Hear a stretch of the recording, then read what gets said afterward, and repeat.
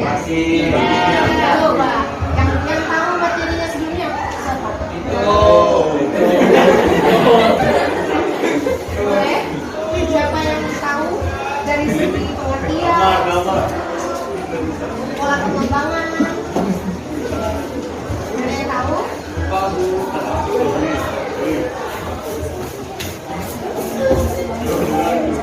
Pembelajaran hari ini kita mempunyai tujuan yaitu untuk memproduksi atau menulis teks eksplanasi secara tertulis dan memperhatikan struktur berdasarkan pada karangan sebuah teks yang teks eksplanasi itu disusun berdasarkan apa yang tahu?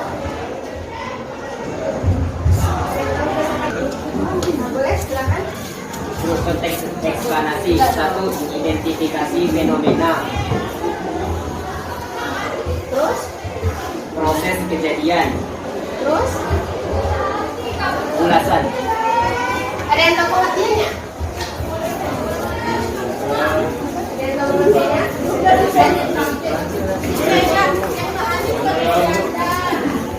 Silakan. Teks eksplanasi adalah teks yang berisi tentang proses mengapa dan bagaimana suatu peristiwa alam, ilmu pengetahuan, sosial, budaya, dan juga lainnya yang bisa terjadi. Nah, benar. Teks eksplanasi adalah teks yang berisi tentang proses mengapa. Proses. Dan eksplanasi disusun atas dasar bagaimana. Maka dari itu, pengertian eksplanasi itu disusun dalam pola pengembangannya, yaitu pola pengembangan proses dan sebab akibat. Ada yang tahu penjelasan perbedaan antara pola pengembangan proses dan pola pengembangan sebab akibat?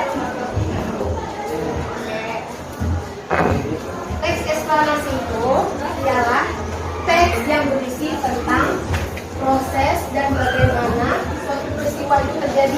Kita bercerita nih, misalnya dalam yang dibagikan di sini dibacakan, gempa bumi melanda wilayah bagian selatan daerah istimewa Yogyakarta 1/27 Mei 2006 pada pukul 5:54 waktu Indonesia Barat.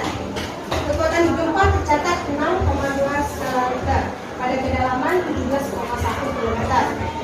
Pusat gempa terletak pada posisi lebih kurang 25 km barat daya kota Jakarta. Gempa ini mengakibatkan puluhan orang meninggal, beberapa orang luka-luka, sejumlah bangunan roboh dan mengalami kerusakan. Selain itu, dilaporkan juga terjadi longsoran dan kerusakan berat pada permukiman dan bangunan lainnya di Kabupaten Bantul karena dekat dengan sumber gempa bumi. Nah, dalam pola pengembangan itu kan ada dua, sebab akibat dan pengembangan proses. Yang Ibu jelaskan contoh tadi itu termasuk pola pengembangan apa? Sebab akibat. Bisa dijelaskan sebab akibatnya dari mana? Dari gempa bumi. Dan mengakibatkan? Bisa dijelaskan lagi? Coba jelaskan seperti itu.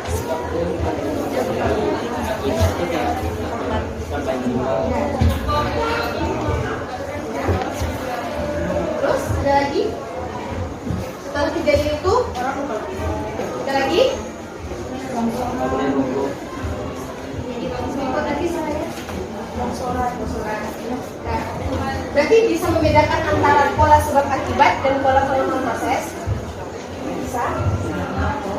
Nah, di sini gua akan jelaskan pengertiannya karena pola pengembangan sebab akibat ini adalah pola pengembangan yang berisi tentang sebab dan akibat suatu fenomena. Fenomena itu boleh fenomena dari segi sosial, alam, apa lagi? Ada yang tahu? Budaya, apa lagi? Struktur apa?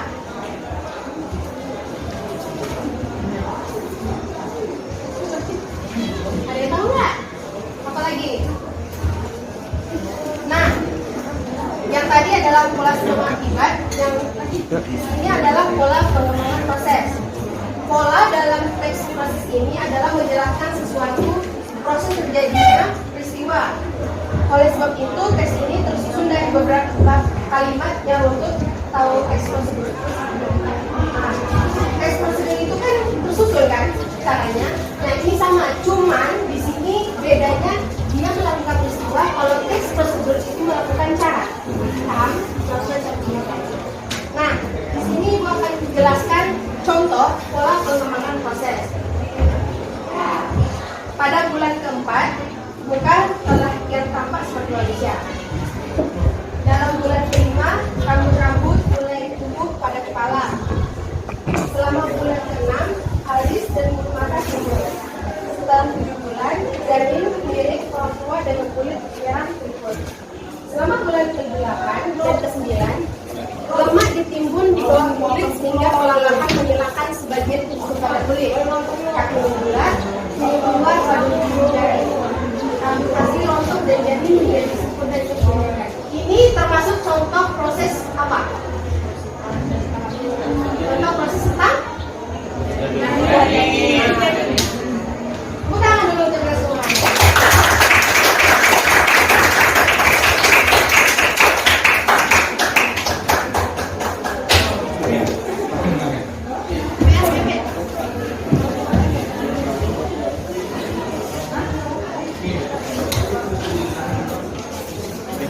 Nah, dalam membuat teks eksplanasi, apa yang harus diperhatikan?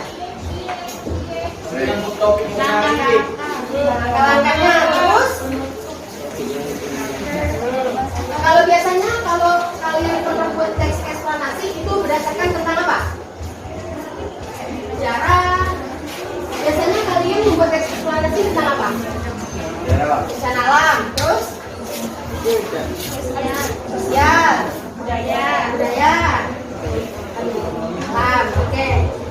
Nah, dalam membuat teks eksplanasi ada langkah-langkah tertentu. Pertama ialah menentukan menarik. Topik itu yang bisa kita simpulkan tadi, kalau topik itu bisa berdasarkan alam, sosial, budaya, agama, lepas itu pengetahuan. Ada lagi nggak? Politik, ekonomi. Jadi semua hal yang ada di dalam kehidupan kita, berita itu seharusnya itu menjadikan pelajaran yang bagaimana kita mengetahui apa penyebab dari peristiwa tersebut dan bagaimana cara kita menentukan dari hasil teks eksplanasi ini. Nah, dalam membuat rancangan kerangka itu terdiri dari 3. Apa aja? Kerangka dalam penulisan teks eksplanasi.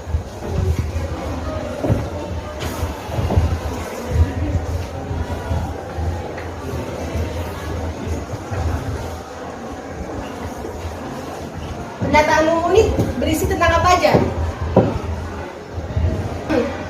Latar belakang. Latar belakang. Lepas itu apa yang diperhatikan?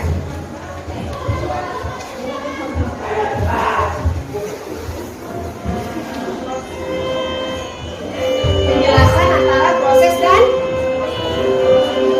sebab akibat.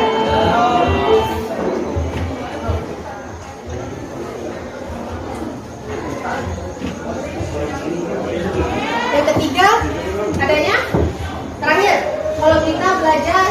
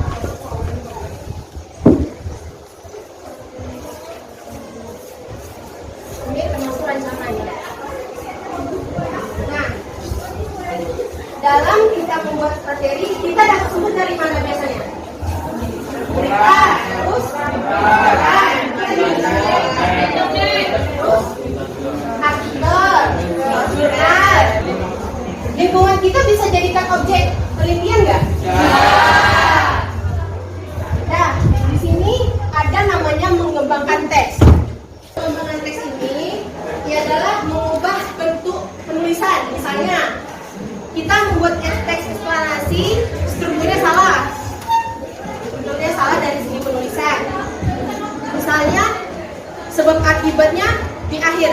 Salah atau enggak? Salah. Yang di awal itu apa? Latar. Nah, jadi kita membuat teks eksplanasi yang terbaik sesuai dengan latar belakang, penjelasan proses dan kesimpulan. Nah, di sini juga adanya menyunting teks eksplanasi. Siapa yang bisa menjelaskan arti dari menyunting teks eksplanasi? Apa yang bisa melakukan menyunting teks eksplanasi? Tahu?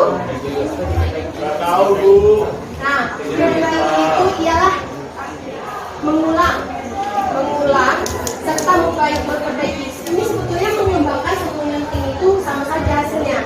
Dia cuman di sini kita membaca, memperbaiki kesalahan yang ada pada teks yang telah dibuat. Misalnya kesalahan pada betul masuk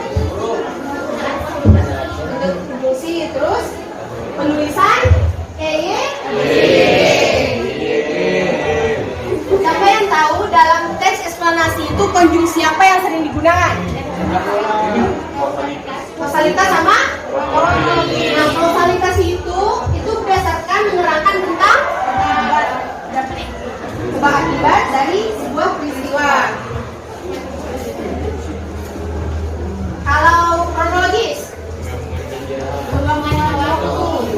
Nah, itu biasanya seperti apa contoh dari konjungsi tersebut dalam menggunakan teks eksplanasi? Misalnya lalu itu, kemudian apa lagi? Tetapi selanjutnya, kemudian pada akhirnya ada lagi. Itu aja. Lalu.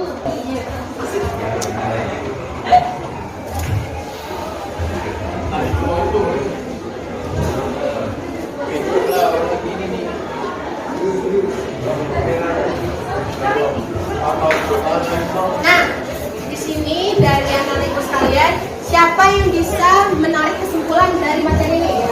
Silakan.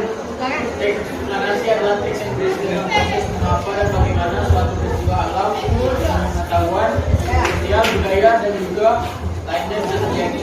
Nah, jadi teks eksplanasi itu kan tentang kita mendapatkan suatu berita. Betul. Jadi kita ini harus memperhatikan tentang struktur, misalnya identifikasi fenomena, tentang fenomena alam dan fenomena yang kita bahas sebelumnya. Termasuk proses kejadiannya harus kronologis dengan tepat. Misalnya, yang pertama kita harus menentukan latar belakang, yang kedua kita harus menentukan akibat, yang ketiga kita harus menentukan kesimpulan. Nah, siapa bisa mengulang kembali langkah-langkah apa yang kita harus terapkan dalam pembuatan teks eksplanasi? Nah, kamu. Tentukan topik menarik, buat rancangan jangka teks, Nah, referensi, ya. melakukan teks, Ya, terus terakhir. teks eksplanasi. Benar.